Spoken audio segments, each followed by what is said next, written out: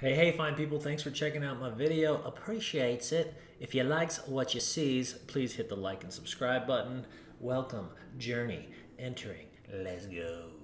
Switch gears here for a second and give people, I think that the treasure hunting thing that we just have been recently talking about is fascinating. I had no idea. A lot of people don't realize this. Mitzi's late husband, Frank Perdue, Perdue Chicken, we all know. Remember the guy in the commercials, everybody? Love that guy. So he had a very interesting private life, as Mitzi would attest to, because she was married to him. Tell us about the treasure hunting and the results of it. Okay.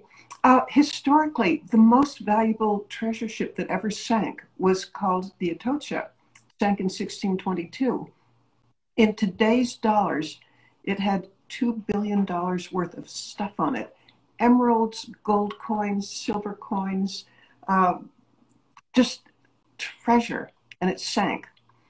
And it was so sad because when it sank, there were two ships following it. When a hurricane washed it up on the Florida Keys, they knew exactly where it sank, and so there was so much treasure. Of course, they wanted to rescue, but it was just about. It sank in, I think it was 100 and maybe 80 feet of water.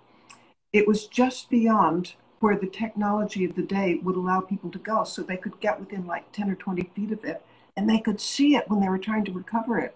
But nobody in the whole world was able to go deep enough to get any of the treasure, so it stayed in the bottom of the ocean until roughly 1985.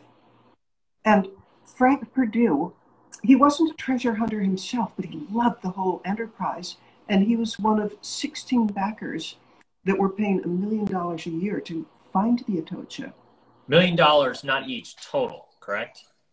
But still, I mean, that's a chunk. Still a lot. I just want to... Well, at 14 years of the 16 backers, 14 quit. Yeah, they just said, this is money down a rat hole, we're out of here. So at this point, pretty much everybody's put in about $1 million. Yeah. Yeah. Well, so Frank and his best friend were left holding the bag. And Frank at that point said, you know, something's wrong with the map. Let's go back to the original map in the Archive of the Indies in Seville, Spain, and see if they made a mistake in translating it. Turned out that they had. I mean, Frank paid for a scholar to go there and look. And like a year later, they found the treasure. And now you have some pieces of that treasure still, correct? A few. The majority of it Frank gave away to the Smithsonian, and also to found a whole museum in Delaware, or he and his best friend together. But I'm wearing something that I wear frequently. I get a little closer to see. Ah, love that.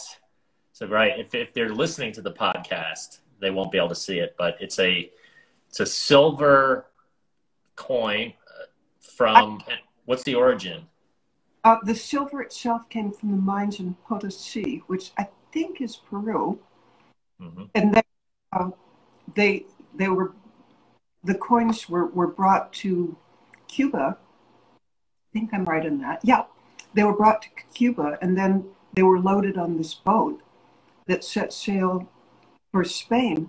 But the amazing thing about the history of this coin and all the other treasures, when the government of Spain at the time, and again we're talking 1622, the king of Spain at that point, he was deeply in debt, partly because of wars of conquest.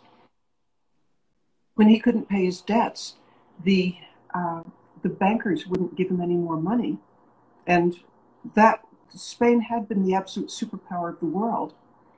It began a downward spiral from which it never recovered.